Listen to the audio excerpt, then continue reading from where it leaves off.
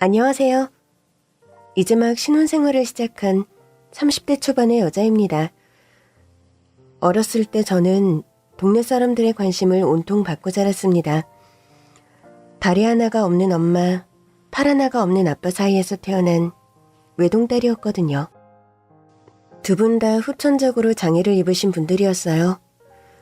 부모님이 만나신 것도 장애인들의 모임에서 만나셨다고 했죠. 처음 봤을 때부터 서로를 운명이라고 생각하셨대요. 다리 하나가 없는 사람과 팔 하나가 없는 사람. 부족한 부분을 서로가 채워주며 살 수 있다는 마음이 두 분에게 있었다고 해요. 그러나 두 분의 아름다운 마음과는 별개로 외형적인 모습이 다르다는 이유, 그리고 제가 그런 부모의 딸이라는 이유로 원치 않는 관심을 많이 받았어요. 미연아, 근데 왜 너희 엄마는 다리 하나가 없어? 그게 왜 궁금한데? 아니 그냥 난 그런 거 처음 보거든. 신기해서. 사람이 다 다른 거지. 얼굴 생김새가 다 다른 것처럼. 우리 엄마도 그런 거야. 그래? 근데 엄청 불편하겠다. 조금 느리기는 해도 우리 엄마 음식도 잘하고 불편한 거 없어. 어린아이들의 쓸데없는 호기심에 매번 답을 하는 게 지치기도 했지만 그렇다고 엄마 아빠를 이상하게 보는 게 싫었기 때문에 늘 묻는 말에 대답을 하고 다녔어요. 아이들은 그저 신기하게 생각했고 동네 어른들에게는 동정심 그리고 애틋함의 대상이 되었습니다. 아이고 미연이 엄마, 미연이랑 시장 가? 예. 우리 미연이가 다 컸네. 다 컸어. 엄마 부축해서 시장도 가고. 감사합니다. 어른데 어쩜 저렇게 의젓하고 야무질까? 미연이네가 자식 농사는 잘 지었어. 감사합니다. 저를 볼 때마다 흐뭇하게 미소를 짓던 동네 어른들. 그러나 뒤에서 하는 이야기를 들을 때면 그게 칭찬인지 뭔지 헷갈릴 때가 많았습니다. 그러기나 말이야. 저러기도 쉽지 않은데. 미연이가 양팔 양다리 다 멀쩡하게 태어난 게 다행이지. 안 그래? 아니, 내가 듣기로는 둘 다 사고가 나서 다리랑 팔을 잃은 모양이더만. 선천적인 게 아니니까 애야 뭐 문제가 있겠어? 아, 그런 거였어? 그럼 잘 만났네. 하나씩 부족한 사람들끼리 만나가지고는 아주 퍼즐마냥 빈 곳을 채워주는 것이. 몸만 좀 불편하다 뿐이지. 둘 다 얼마나 열심히 일하면서 애를 키워. 그저 미연이 하나만 바라보고 힘든 줄도 모를 거야.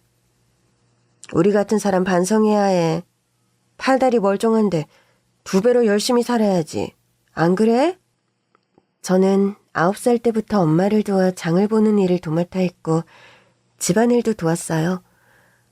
아무래도 오래 서 계시는 걸 힘들어하셨고 앉았다 일어났다 하는 것도 쉽지 않았거든요. 엄마 아빠가 의족과 의수를 한 것은 아주 나중이었어요. 당시 의족 의수 맞추는 게 비쌌고 형편이 빠듯하다 보니 할 여유가 안 되었던 것 같습니다. 그래서 엄마는 늘 목발을 짚고 다녔고 아빠는 팔 없는 쪽이 셔츠 소매를 꼭 묶고 다니셨죠. 미연아, 장 보고 나서 우리 아빠한테 잠깐 들릴까? 시장에서 과일이라도 사면 아빠 드리고 오게. 좋아. 아빠는 버스 정류장 옆에서 작은 노점 가판대를 운영하셨습니다. 껌이나 과자, 물, 음료수같이 간단한 것을 팔았고 나중에는 장애 판정을 받은 사람이 운영할 수 있는 복권 운영 자격을 취득해서 복권도 파셨죠. 그래서 어떤 날이면 사람들이 길게 줄을 서서 복권을 사가곤 했어요. 저는 그게 뭔지 잘 몰랐지만 어쨌든 아빠 가게에 손님이 많은 건 좋은 거였으니까요. 아빠, 엄마랑 미연이 왔어요. 그래? 시장 다녀온 거야? 저녁 반찬거리 할 거 사고 딸기가 좀 실하고 싼 것 같아서 샀는데 여기 두고 갈 테니 좀 먹어요. 그건 무거워서 둘이 들고 갈 수 있어? 여기 바퀴 달린 거에 끌고 가면 되는데. 그래. 조심조심하고 미연이랑 들어가. 이따가 정리하고 집에 갈게. 자, 미연아.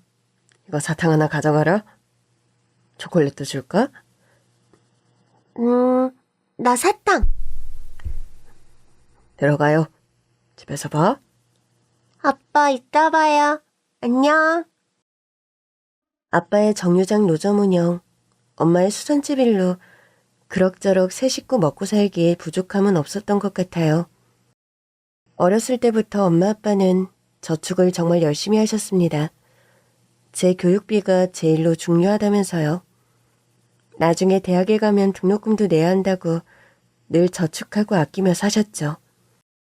초등학교 때는 공부에 큰 관심이 없었던 것 같은데 중학교에 들어갈 무렵 장래희망이 확실해졌거든요.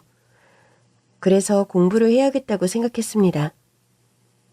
그래, 우리 미연이 커서 뭐가 되고 싶니? 의사. 의사? 예전에는 아나운서가 되고 싶다며. 그보다 더 어렸을 때는 공주가 꿈이라고 했지. 에이, 그땐 아무것도 몰랐을 때고. 공주는 커서 되는 게 아니라 태어날 때부터 공주인 거잖아요. 의사가 될 거예요. 의사가 돼서 아픈 사람들을 치료해주고 싶어요. 엄마랑 아빠 때문에 그런 생각을 하는 거야? 꼭 그런 것만은 아니지만 아픈 사람들 돕고 희망을 주고 하는 게 좋은 일 같아서요. 그럼 우리 미연이 공부 정말 열심히 해야겠다. 의사 되려면 공부를 엄청 해야 하잖아. 중학교 가서 공부 정말 열심히 할 거예요. 그래, 우리 미연이. 의대 가서 훌륭한 의사 돼야지. 엄마 아빠가 정말 열심히 일해야겠다. 미연이 걱정하지 말고 열심히 공부만 해. 그때만 해도 의대에 들어가는 학비나 이런 건 많이 체감을 못했어요. 환경적인 여건이야 나중에 생각하더라도 일단 자격을 갖추자고 생각을 했습니다. 목표가 명확해지자 집중을 하게 되더라고요. 욕심도 많은 편이어서 무언가를 틀리거나 모르는 게 있으면 반드시 짚고 이해를 해야 넘어갔습니다. 중학교를 좋은 성적으로 졸업했고 고등학교를 좀 멀리 있는 곳으로 다니게 되었습니다. 명문대에 입학하는 학생들이 많은 곳으로 유명한 고등학교였는데 중학교 성적 유지를 잘했기 때문에 갈 수가 있게 되었죠. 미연아, 좋은 학교이기는 한데 아침에 학교 가는 것만 1시간 넘게 걸리는데 정말 괜찮겠어? 엄마는 걱정이다. 새벽부터 네가 버스 타고 갔다가 늦게 돌아오는 게. 거기는 멀리 있는 애들도 근처에 이사 오거나 자취 같은 거 한다던데 너처럼 통학하는 애들이 있을까? 그럼 엄마, 나 이제 고등학생이야. 버스 타고 다니면 되지. 나 꼭 가고 싶었던 고등학교잖아. 걱정하지 마세요. 그리고 엄마, 버스 정류장에 항상 아빠가 있잖아. 집에 올 때 아빠랑 같이 오면 되는데? 그래, 그건 그나마 다행이다. 정말 새벽 5시 전에 일어나서 등교 준비를 했어요. 여름에는 그나마 해가 일찍 떠서 괜찮았는데 가을, 겨울에는 해가 늦게 떠서 어두운 골목길을 지나는 게 좀 무섭기는 했습니다. 버스를 타고 가는 동안에도 단어를 외우고 공식을 외우면서 고등학교 시절 하루하루 버리는 시간 없이 명문 고등학교인 만큼 잘 사는 친구들이 많이 다녔던 학교였는데 지역에서 중학교를 다닐 때랑은 분위기가 다르더라고요. 등교 시간이 가까워지면 엄청 비싸 보이는 자동차들이 학교 앞에 줄지어 섰고 그 차에서 내리는 애들이 같은 학교 학생들이었습니다. 교복이야 똑같은 것을 입고 있지만 신발이나 가방 같은 이런 작은 소품에서 차이가 나더라고요. 전 정말 브랜드도 가격도 아예 몰랐고 관심도 없었는데 쉬는 시간마다 누구 가방이 어디 브랜드네, 신발은 어디 거네 이런 이야기들을 하더라고요. 미연아, 너 가방은 어디 거야? 그냥 가방인데? 그냥 가방이라니 브랜드가 없다는 거야? 난 그런 거 잘 몰라. 그렇구나. 그럼 소문이 틀렸나 보네. 무슨 소문? 옆반 애들이 그러던데? 너가 어디 병원 의사 딸이라고. 돈도 많고 강남 산다고 그러던데. 아니야? 전혀 아니야. 왜 그런 소문이 났는지 잘 모르겠네. 그냥 네가 좀 귀티나게 생겨서 그런가 보다. 애들이 다 그런 말 떠들고 다닐 때 나는 너를 유심히 관찰했지. 너 버스 타고 다니더라? 집이 멀어? 부모님이 안 데려다 주셔? 두 분 다 일하셔가지고 바쁘셔. 무슨 일 하시는데? 아빠는 가판대 운영하시고 엄마는 수선집에서 일하셔.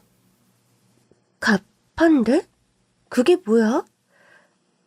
그냥 버스 정류장 옆에서 이거저거 파는 거. 그런 게 있구나. 버스를 안 타봐서 잘 몰랐어. 그래도 너 공부 잘하잖아. 너가 좋은 대학 가면 그걸 뭐라더라? 개천에서 욕난다고 하나? 그런 거 아니야? 그래. 다들 그렇게 말하는 거면 그게 맞겠지 뭐. 한자라도 더 외우고 공부하기 바쁜 시간, 쓸데없는 곳에 에너지를 쓸 여력이 없었죠. 남들이 뭐라고 떠들건 나는 내 할 것만 하자. 그렇게 생각했습니다. 열심히 공부하며 전교 상위권을 놓친 적이 없었고 저는 서울대 의대에 합격했습니다. 아빠 엄마는 당연하고 온 동네의 자랑이 되었어요. 우리 동네에서 대한민국에서 제일로 좋은 서울대학교 의대생이 나오다니. 경사네 경사. 개천에서 욕났다는 말이 바로 이런 거 아니겠어? 아이고 미연이 아빠, 미연이 엄마는 뭐 그냥 밥 한 술 안 떠도 배가 부르겠네. 응? 어릴 때부터 그렇게 똑부러지고 의젓하더니 어떻게 공부까지 잘한 거야? 응? 아이고 의젓하고 공부만 잘하나요? 심성 착해, 얼굴도 예뻐. 그냥 다 가졌네, 다 가졌어. 미연이 엄마 아빠는 전생에 나라를 구했나? 어떻게 딸을 저렇게 키웠어? 몸도 성취하는 사람들이. 미연이 엄마 아빠 거진 뭐 하루도 쉬지 않고 일했는데 그게 다 미연이 공부시킬 돈이라고 그랬잖아요. 맹무 삼천지교라던데 아주 맹자 엄마 뺨을 칠 지경이야? 맹무 삼천지교가 뭐대? 아주 맹자 엄마가 자식 교육시키려고 이사를 3번이나 갔대나 뭐래나. 그럼 미연이 엄마는 참으로 맹자 엄마보다 10배나 더 훌륭하네. 미연이 공부시킨다고 강남으로 이사를 가기로 했어. 뭐랬어? 그냥 한 동네 쭉 살았잖아. 돈 많은 부자들 강남에 와글와글하면서 아주 뭐 교육비에 돈을 후덜덜하게 쓴다는데 우리 미연이는 그런 거 하나도 안 하고 서울대 갔네. 쌍문동 토박이잖아, 토박이. 뭐 따지고 보면 고등학교는 여서 안 나왔으니까 뭐 그렇긴 한데 미연이 다니는 학교가 전국 수재들이 모이는 학교라면서요? 그래, 여기서 1시간도 넘게 걸리는데 미연이 통학했잖아. 맨 꼭두 새벽부터 버스 타고 3년을 내리 다녔는데. 미연이 엄마 아빠도 대단하지만 우리 미연이가 제일로 대단하네. 최고야, 최고. 저를 어렸을 때부터 봐온 동네 사람들은 정말 자기 자식 일처럼 기뻐하며 축하해 주셨고 엄마랑 아빠는 합격 기념으로 동네에 떡을 돌리셨어요. 초대라도 해서 식사 대접하려고 했는데 여건이 마땅치가 않네요. 그래도 좋은 쌀 맡겨서 유명한 떡집에서 해온 떡이에요. 포슬포슬하면서 쫀득쫀득한 게 참 맛나더라고요. 우리 미연이 예뻐해 주셔서 감사해요. 잘 먹을게, 미연이 엄마. 돈을 모아서 만년필을 선물해 주시기도 했고 고기에 과일 선물에 한동안 동네가 그렇게 다 같이 들썩이며 기뻐한 적이 없던 것 같습니다. 그런 마음 하나하나 다 귀하고 감사히 생각했어요. 의대에 가서도 열심히 공부를 해야겠다고 다짐을 했죠. 의대 학비가 비싼데 그래도 서울대가 국립대라 그나마 다른 학교보다는 학비가 낮았어요. 대학 가서 알바하며 용돈이라도 벌어야지 생각했는데 엄마 아빠가 한사코 말렸습니다. 전국에서 공부 제일로 잘한다는 애들이 모인 곳이 서울대 의대인데 대학 공부가 얼마나 어렵겠니? 당장에 몇 푼 벌 생각으로 공부할 시간 쪼개지 말고 그냥 학업에 집중해라. 미연아, 엄마 아빠 이런 거 생각 안 한 거 아니야? 아주 오래전부터 다 계획하고 돈 모은 건데. 그래, 미연아. 엄마 수선집에서 그래도 일 오래 해서 사장님이 잘해주셔. 아버지 가판대도 요즘 얼마나 잘 되니? 왜 지난달에 2등 당첨자 나왔다고 사람들이 요새 그 복권 산다고 줄 서고 그러더라. 그거 수수료에 얼마 안 된다고 해도 오며 가며 복권 사고 간식거리 하나씩 사고 손님이 많으면 좋은 거 아니겠니? 다 잘 될 거야. 벌써부터 돈 걱정하지 말고 공부 열심히 해라. 다 엄마 아빠 덕분이에요. 정말 엄마 아빠가 아니었다면 전 합격 못했을 거예요. 항상 고생하시는 두 분인데 그걸 알아서 죄송하고 감사한 마음이에요. 그거면 됐다. 너한테 바라는 거 하나도 없어. 전폭적인 지지와 응원 덕분에 공부에 집중할 수 있었어요. 수능 공부도 어려웠지만 의대생이 돼서 하는 공부는 정말 어려웠습니다. 할 게 너무 많았고요. 대학 가서 신입생들 보면 놀기 바쁘다고들 하는데 고등학교 생활의 연장처럼 잠을 줄여가며 공부를 계속했죠. 꼭 의사가 돼서 엄마 아빠 호강시켜 드려야지. 그리고 엄마랑 아빠가 편찮으실 때 내 손으로 책임지고 치료하고 돌봐드려야지. 힘들 때마다 그런 생각을 하며 버텼습니다. 그러다 보니 어느새 대학 졸업을 했고 나이는 20대 중반. 인턴을 마친 뒤 레지던트 과정을 하기로 결정했습니다. 선택한 전공은 수학과였죠. 대학병원 인턴 때도 소아병동에 있을 때가 많았는데 그때 마음을 굳혔던 것 같아요. 아파서 병원에 오는 분들 모두 안쓰럽지만 한참 뛰어놀아야 할 어린 나이에 병실에 누워 하루하루를 보는 아이들에게 마음이 많이 갔습니다. 아유, 우리 의사 선생님 인제 집에 오시는 거예요? 그래서 얼굴 보기가 힘드네. 엄마한테 들었는데 레지던트 한다면서? 수학과라고. 네, 그렇게 됐네요. 아, 참 훌륭하다. 듣자니 의사로서 돈을 번다 하면 다 피부과 성형외과 많이 간다고 하던데 수학과 그건 돈도 안 되는 거라면서 고생만 엄청 하고. 마음이 많이 가더라고요. 인턴 때부터 어린아이들이 늘 눈에 밟혔어요. 어른들과 달리 어디가 아프다 제대로 설명을 못해서 다 검사를 받아야 하는데 어른들도 힘들어하는 걸 애들이 꿋꿋하게 버티는 걸 보면 그게 참 대견하고 계속 아이들 치료하고 싶다. 그런 마음이 커져서요. 그래, 미연이 엄마 아빠의 딸다운 결정이네. 의사 선생님 힘내라고. 나중에 혹여나 우리 손주들 아프다고 하면 미연 선생님 찾아가려니까. 네, 감사해요. 레지던트 생활을 마쳤을 때 의대에서 같이 공부한 동기 선배들은 거의 없었습니다. 대부분 의대 공부를 마치고 인턴 과정을 한 뒤 개원이가 되는 사람이 많았거든요. 여러 명이서 동업으로 같이 병원을 개원하기도 했는데 저 역시도 그런 제안을 받았지만 정말 거기까지는 재정적 여력이 되질 않았어요.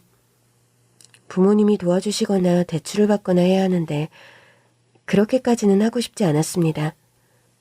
이제는 정말 월급 받아 집안에 보탬이 되고 싶었고 제 생활을 꾸려나가고 싶은 마음이 많았죠.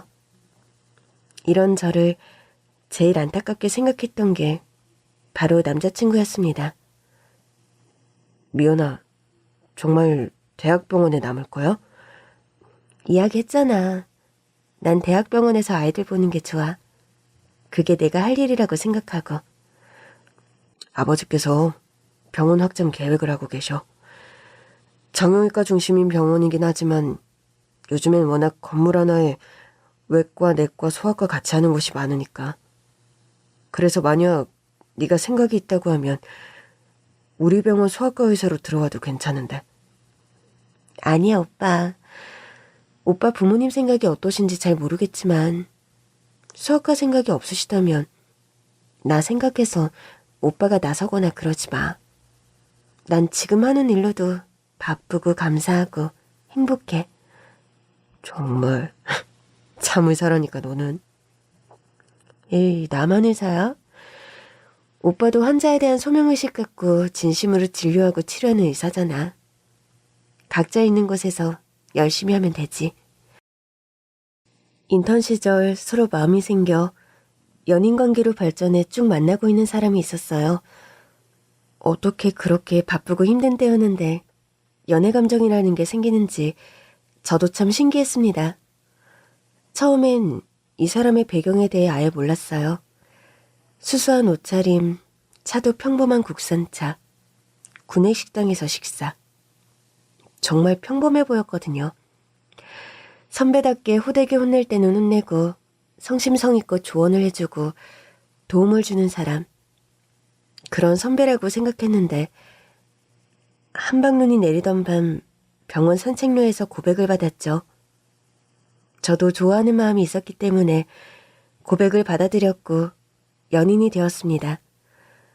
그러자마자 그 선배는 어느 병원에 취업을 했다고 말해줬고 저는 레지던트를 밟는다고 했고 그렇게 물리적거리는 멀어졌지만 시간을 쪼개고 맞춰서 만남을 이어가고 있었어요. 그러던 어느 날 점심 먹고 커피를 마시는데 동기가 갑자기 저한테 말을 하더라고요. 미연아, 너 정말 준수 선배님이랑 사겨? 어? 그걸 어떻게... 진짜구나!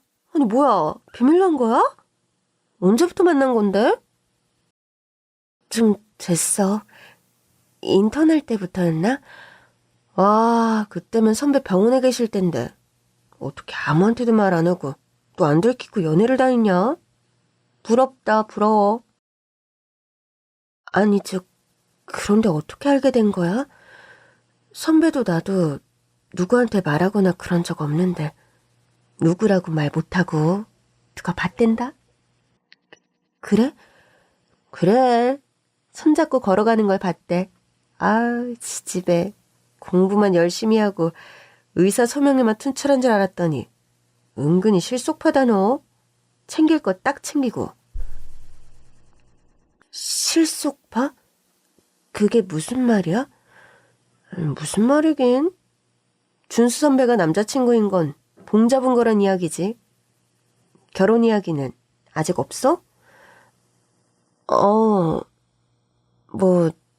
나 이제 레지던트 1년 차인데 정신없지 뭐. 야, 놓치지 말고 꼭 잡아라. 진짜 결혼까지 하면 그냥 네 인생 탄탄대로다. 의사로서도 여자로서도 그냥 최고지.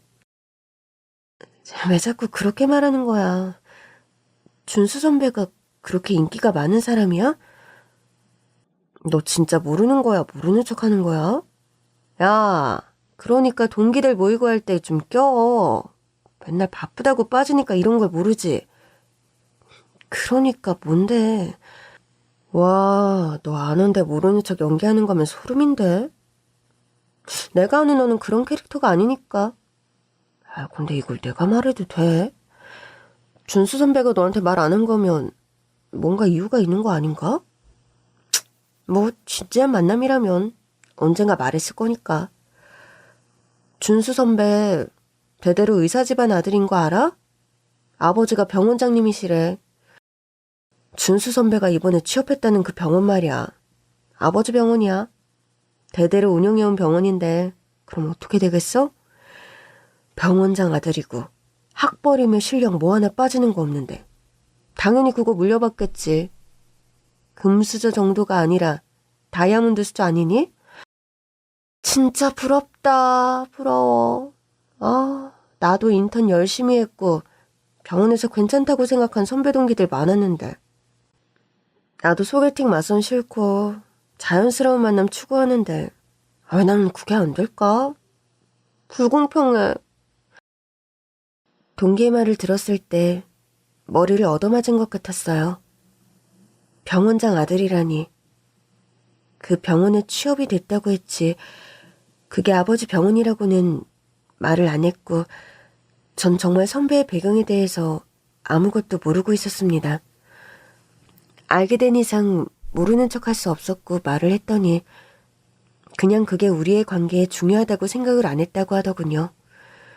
그냥 때가 되면 자연스레 말하려고 했다고요.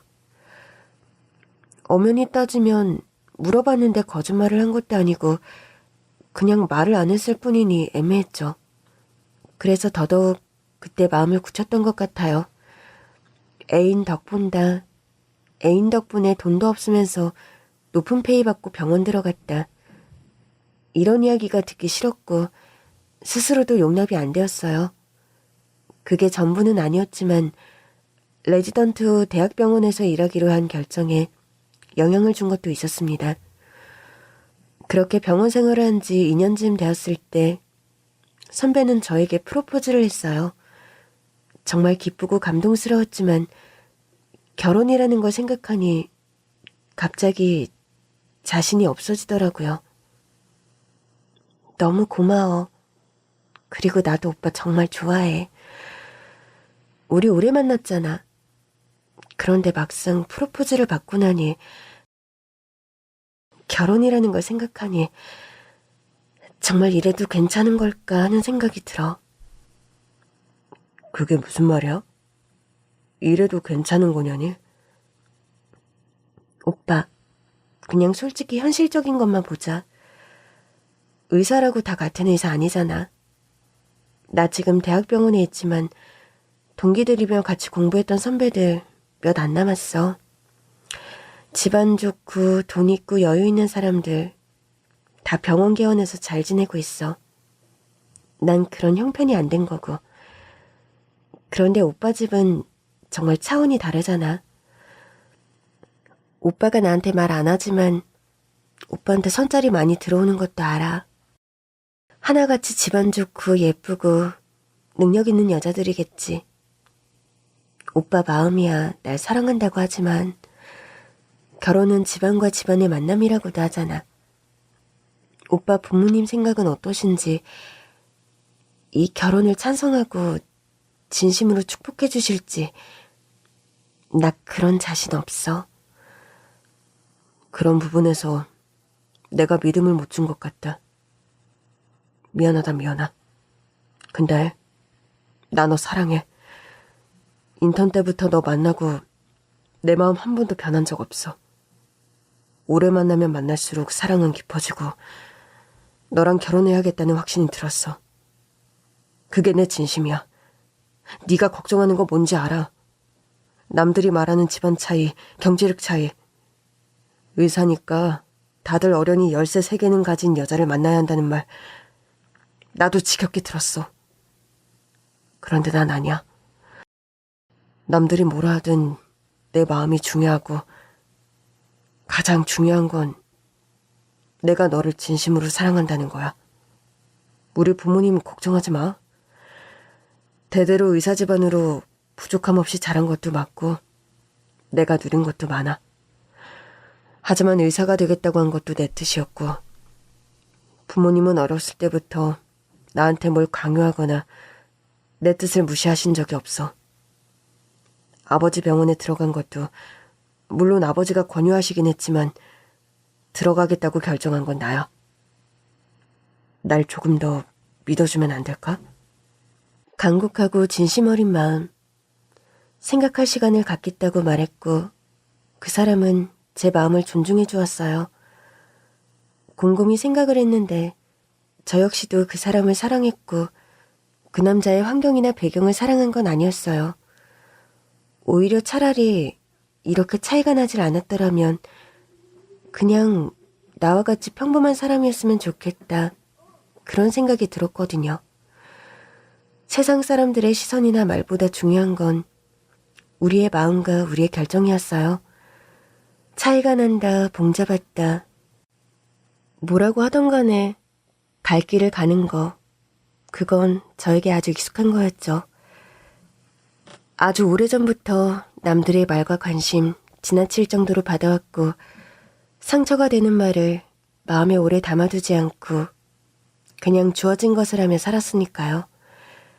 그렇게 결혼 준비를 시작했어요. 너무 바쁘고 정신이 없었지만 상견례가 다가오니 정말 마음이 너무 떨리고 무겁더라고요. 마음을 굳게 먹었지만 걱정이 되고 떨리는 것은 어쩔 수 없는 일이었습니다. 레지던트 생활하며 가장 먼저 부모님께 해드린 것은 의족과 의수를 맞춰드리는 거였습니다. 상견례 때가 다가와 두 분께 새 옷도 사드렸고 저희 부모님 역시도 떨리는 마음으로 상견례 자리에 가게 되었습니다. 의수와 의족을 했지만 걸음걸이나 보이는 부분에서 티가 나는 것은 어쩔 수 없었어요.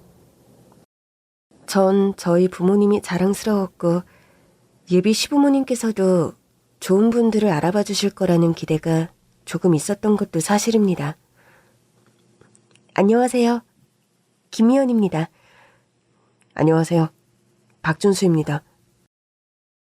서로 간 인사를 하고 자리에 착석을 했는데 시어머님의 표정이 많이 굳어 있었어요. 저희 엄마가 최대한 반듯하게 거리려 했지만 어쩔 수 없이 다리를 절었고 시아버님과 악수를 하고 두 손을 맞잡았는데 한 손이 의수였으니까요. 시아버님은 따뜻한 눈빛으로 우리를 바라보는 반면 시어머님은 한마디 말씀이 없으시더라고요. 예비 신랑이 분위기를 풀어보려 막 평소보다 말을 많이 하고 호응을 이끌어내고 이야기를 하고 있었는데 내내 듣기만 하던 시어머님이 가방을 들고 자리에서 일어나시더라고요. 나 이 결혼 못 시킨다. 그렇게 알아라. 하면서 자리를 박차고 나가려는 것이었습니다. 저희 엄마가 다급히 일어났지만 엄마를 지나쳐 서둘러 나가던 시어머님이 걸어두었던 저희 엄마의 외투를 떨어뜨리고 말았습니다. 외투 안에서 지갑이 툭 떨어져 펼쳐졌는데 잠시 당황한 듯 그것을 주워주고 나가려 하셨어요. 저희 엄마가 절뚝이며 같이 수습을 하려고 했는데 떨어진 지갑을 보던 시어머님이 순간 엄마를 끌어안고 오열을 하는 것이었습니다. 세상에나 어떡해. 어떡해 정말. 어떡해 이런 일이. 엄마 왜 그러세요? 무슨 일이에요? 저희 엄마도 어리둥절한 채 자신을 붙잡고 매달려오는 시어머니를 바라보다 등을 토닥여주더라고요. 엄마를 끌어안고 있는 시어머니의 손에는 낡은 사진 한 장이 들려 있었습니다. 경숙이 맞지? 너 경숙이 맞지? 옛날 그 순천에 살던 경숙이 맞지? 명자니? 경수가 미안해. 경수가 미안하다. 내가 너를 먼저 찾았어야 했는데 난 정말 몰랐어. 두 분은 한참을 서로 끌어안고 눈물을 흘렸습니다. 상상도 못했던 눈물의 상견례. 이게 어떻게 된 건지 저도 예비 신랑도 당황해서 눈만 끔벅거리고 있었어요. 두 분이 아는 사이세요? 엄마, 이분을 아셔? 그날 상견례 자리는 지난날 오래 이어왔던 두 사람의 인연, 그리고 회포를 푸는 자리가 되었죠. 시어머님과 엄마로부터 듣게 된 이야기는 정말 놀라웠습니다. 준수야, 내가 너한테 이야기했었니? 엄마 어렸을 때 지방에 살았다고. 네 아빠처럼 쭉 서울에서 산 토박이 아니라고. 말씀하셨던 것 같아요. 거기도 고향은 아니었어. 아버지 사업 때문에 나 태어나고 어릴 때 가게 된 곳이었지. 동네에서 경숙이를 만났어. 그곳에 갔을 때 동네 아이들이 도시 깍쟁이라고 놀리면서 무리에 끼워주지 않았거든. 경숙이는 그런 나의 유일한 친구였지. 친구가 되어주었어. 특별히 깍쟁이처럼 굴었던 것도 아닌 것 같은데 가족 따라온 낯선 곳에서 적응하기가 얼마나 힘들던지. 지금 생각해보면 그냥 우리와 너무 달랐다고 생각했던 것 같아. 그 동네에서 반짝반짝한 고급 자동차 끌고 다니고 마당 커다랗고 운전기사 있고 가정부 있고 그런 집은 너희 집 하나였잖아. 아직도 생각난다 해. 대문이 얼마나 궁궐 같았는지 담장은 또 얼마나 높았는지. 그런 집이면 뭐라니. 커서 소리만 울리고 얼마나 삭막하고 횡했는지. 아버지는 바쁘시고 어머니도 그곳에서 적응을 못해서 바람 쐬러 다닌다며 여행 종종 가시고. 난 그곳에 살 때 추억이라는 게 거의 없어. 그냥 경숙이 너랑 같이 다닌 것밖에는. 그렇게 저희 엄마와 시어머니는 한 동네에서 친구로 지냈다고 해요. 초등학교 때 시어머니가 그 동네에 왔고 쭉 친하게 지냈대요. 난 거기서 중학교까지 갈 줄은 정말 몰랐어. 아버지가 어느 정도 안정되고 정리됐다고 곧 서울로 이사 갈 거라고 했었거든. 중학교 때부터는 서울에서 공부해야 한다고. 아마도 그 일이 일어나지 않았더라도 난 금방 서울로 왔을 거야. 그 일이라는 게 어떤 일인지. 명자가 깍쟁이네 무슨. 그렇게 보이기만 할 뿐이지 친해지면 얼마나 털털하고 왈가닥기가 있었다고. 오히려 거기 오래 살았던 나보다 더 여기저기 쏘다니며 산 타러 가자, 냇가 가서 놀자. 얼마나 나를 끌고 다녔는데. 산을 탔다고요? 엄마가? 그래. 그때는 멀쩡했었어. 내 다리가. 이렇게 된 게. 그럼 정말 그때 그랬던 게 맞구나. 난 그때 정확히 무슨 일이 일어났는지 정말 잘 몰랐어. 그래, 그럴 수 있지. 너도 나도 우리 다 어렸잖아. 그날 마음이 그랬던 것 같아. 서울로 다시 간다는 이야기를 듣고 이제 이 시골을 벗어나는구나 하며 마음이 들뜬 것 같았는데 경숙이 너랑 헤어지는 게 마냥 서운했었어. 그날따라 집에 일찍 가야 한다는 경숙이 너를 끌고 내가 여기 가자 저기 가보자 그랬지.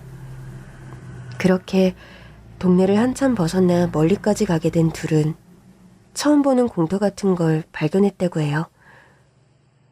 경숙아, 여기 되게 넓다, 그치? 근데 저기 봐, 뭐가 잔뜩 쌓여있네? 여기에 뭐 건물 지으려고 하나 보다. 뭐가 지어질까? 글쎄, 한참 방치되어 있는 것 같다. 여기 밤에 오면 무서울 것 같지 않아? 황량한 곳이다 참. 우리 저기 올라가 볼까? 어디? 저기 나무 쌓여있는 곳.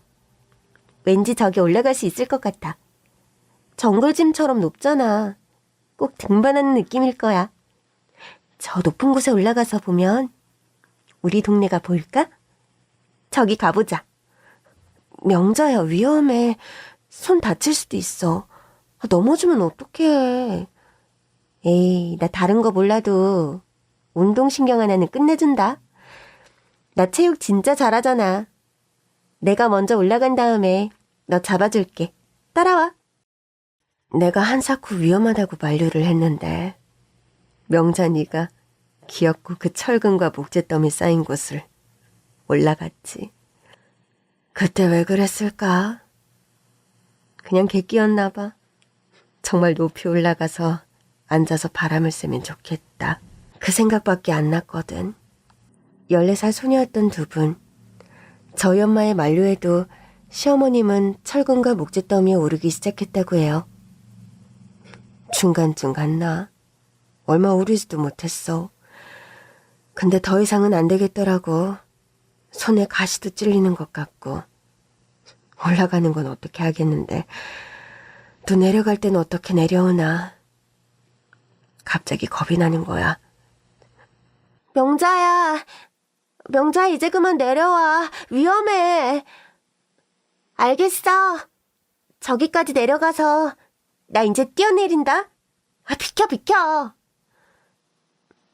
명자가 무사히 내려오는 듯 했어. 밑에서 손을 내밀었고 명자가 내 손을 잡고 힘껏 뛰어내렸지. 바로 그때였어. 중간에 썩어있던 아슬아슬하게 쌓아뒀던 자재가 한순간에 우르르 쏟아진 거야. 그냥 나는 본능이었던 것 같아.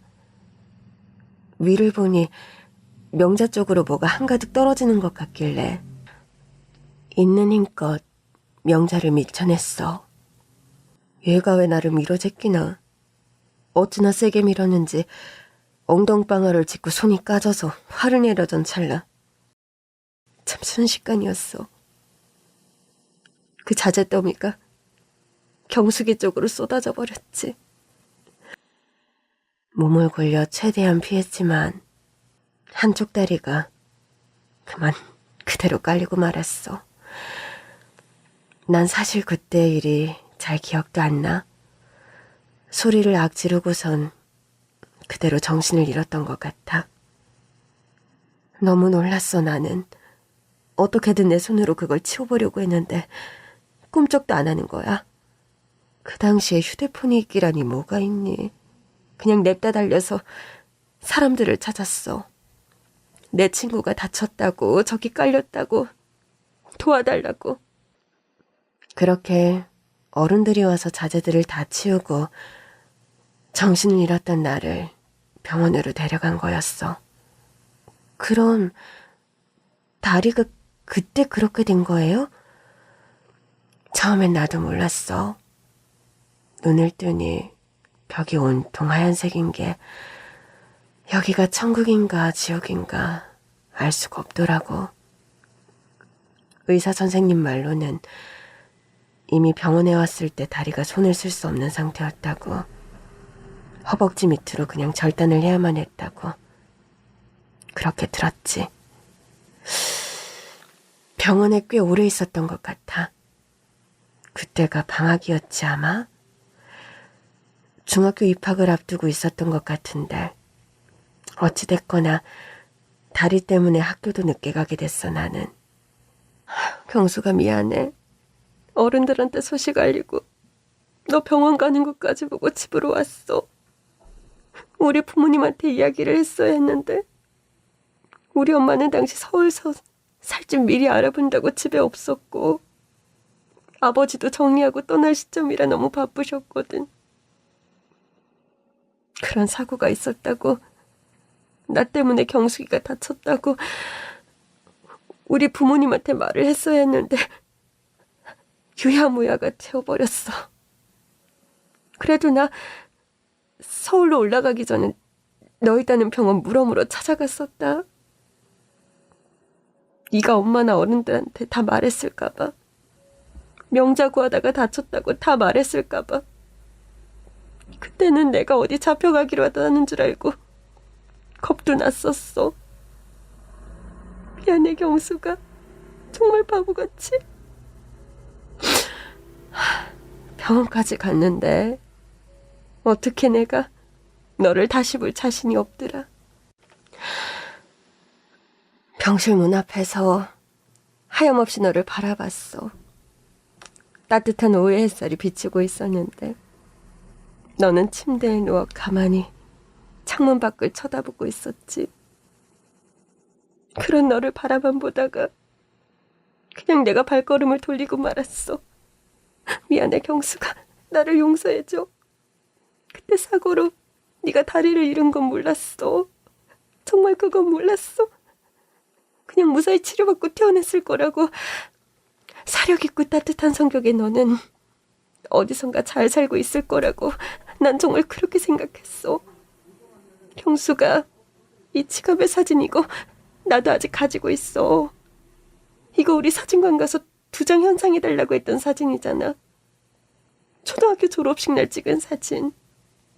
나도 이거 가지고 있어, 경수가. 그래.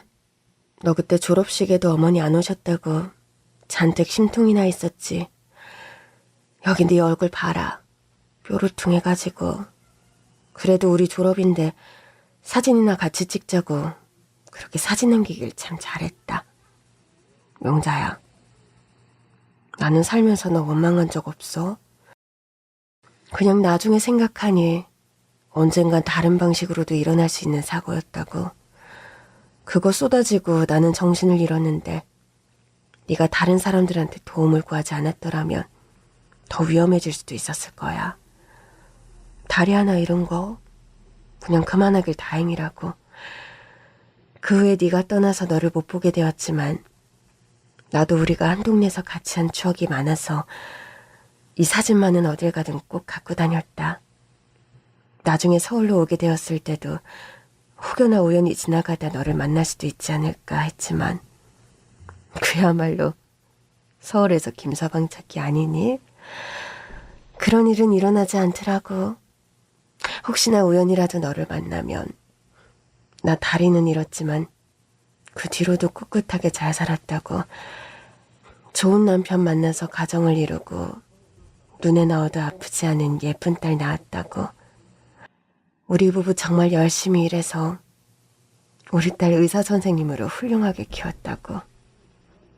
언젠가 너를 만나면 그렇게 말해주고 싶었어. 혹여나 마음의 짐을 갖고 살지 말라고. 그때 일어난 일이 네 탓이 아니었다고. 그 말을 정말 하고 싶었는데 어떻게 이렇게 인연이 닿고 이어져서 우리가 다시 만난 거니? 경수가, 아무리 생각해도 내 잘못인 것만 같아.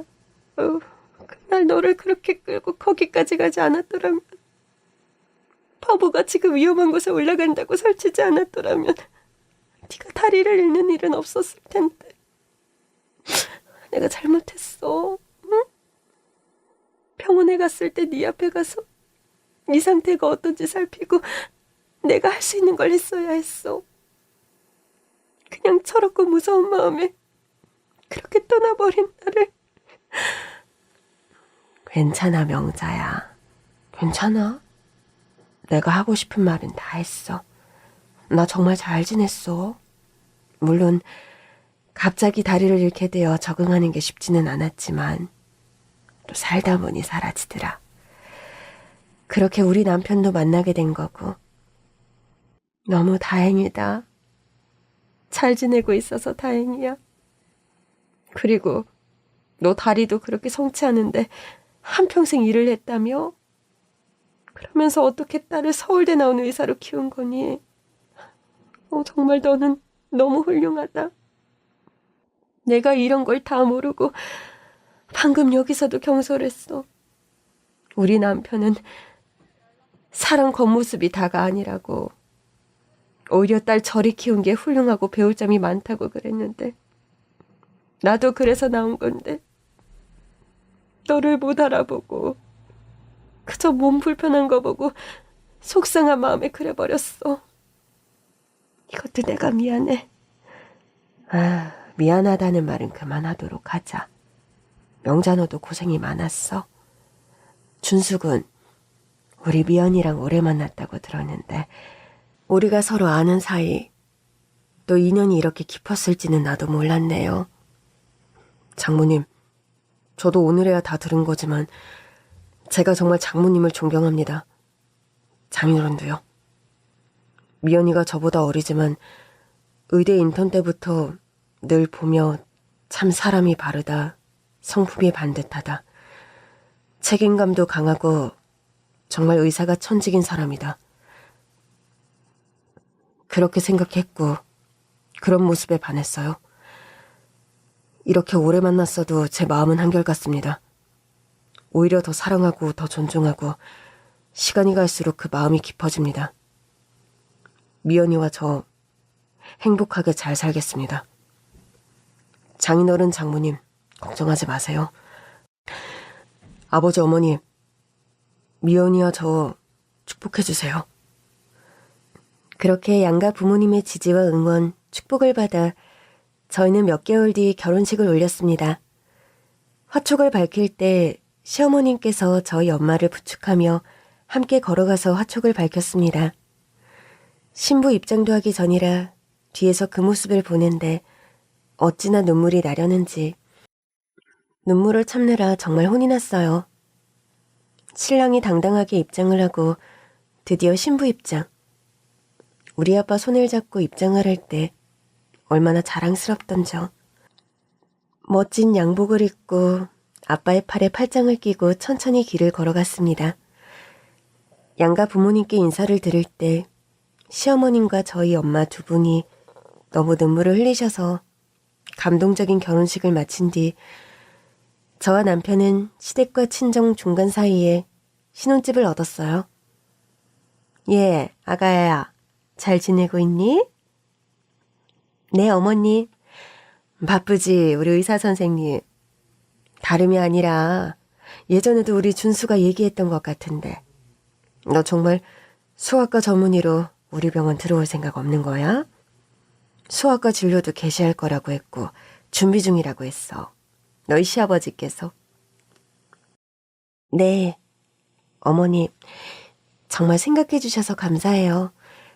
그런데 지금 병원에서도 소아과 선생님이 부족하고 늘 대기의 진료가 너무 바쁘거든요. 물론 어디나 비슷하겠지만 제가 이거는 또 교수님이랑도 상의를 해봐야 할 것 같고 저도 생각을 해봐야 할 것 같습니다. 하지만 남편이나 아버님, 어머님께서 생각해 주시는 마음은 잘 알고 있어요. 항상 감사하게 생각합니다. 며느리라서가 아니라 정말 실력 있는 의사니까 모시고 싶은 거지. 네 시아버지 사람 좋아 보여도 병원 운영하는 것에서만큼은 얼마나 냉철하신데. 그런 양반께서 소아과 맡기고 싶어하는 거 보면 실력으로도 인정인데. 우리 며느님이 이렇게 겸손하시기만 하니까. 아무튼 아가니 뜻이 그렇다고 하니 시간 두고 생각해보고 경숙이랑 아참 우리 사부인이랑 어디 가까운 곳 여행이라도 다녀올까 하는데 사실 우리가 리조트 회원권을 가지고 있어서 언제든 다녀올 수가 있거든. 사돈어른 사부인 함께해서 여행 다녀오는 거 어떠니? 어머, 어머님 너무 좋아요. 저랑 남편도 시간을 내서 함께 가야 하는데 제가 이따 집에서 보면 이야기해 볼게요. 아이고 둘 다 바쁜데 대학병원서 일하는 아가 너는 더 바쁘지? 그래도 다 같이 가면 좋을 것 같은데 우리 어떻게 시간 좀 맞춰볼까? 네, 어머님 너무 좋은 생각이세요. 저희 엄마 아빠도 너무 좋아하실 것 같아요. 경숙이한테 내가 벌써 말했지. 아 참, 사부인이라고 해야 하는데 나도 모르게 경숙이. 사부인도 나한테 명자야 그런다니까. 그런데 우리가 사돈이기 이전에 정말 친한 친구였잖아. 우리 좀 서로 편히 불러도 되지? 너 불편한 거 아니지? 전 괜찮아요, 어머니. 두 분이 편하신 대로 하세요.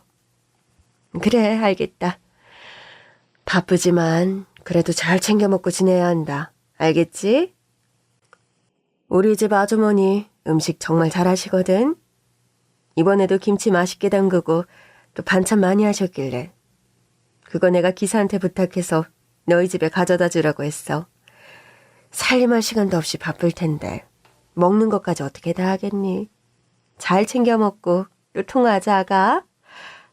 네, 어머님 들어가세요. 결혼식 이후에도 양가 부모님은 너무 잘 지내고 계십니다. 정말 이렇게 사이가 좋은 사돈댁이 세상에 또 있겠나 싶은 마음이 들 정도로요. 정말 이런 거 보면 만나게 될 사람은 만난다. 이 말을 곱씹어 보게 되더라고요. 사연 들어주신 여러분들도 평안하고 행복하게 사시기를 바랍니다.